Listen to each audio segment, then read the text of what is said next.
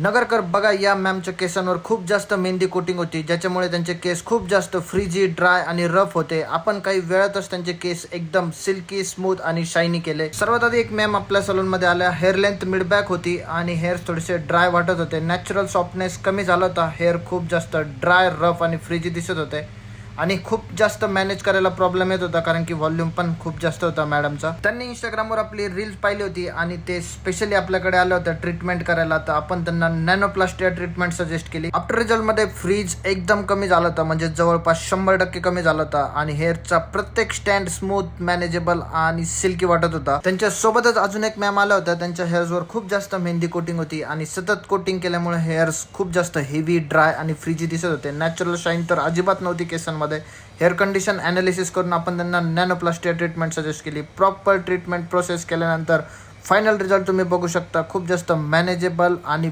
100% difference दिसत होता केसांमध्ये. त्यानंतर तारकपूरवरून उज्ज्वल सर आले होते. त्यांच्या लुकमध्ये क्लीन आणि शार्प फिनिश हवा होता, त्यामुळे त्यांच्या फेस आणि हेअरच्या पॅटर्ननुसार आपण त्यांना मिड पेअर हेअरकट केला.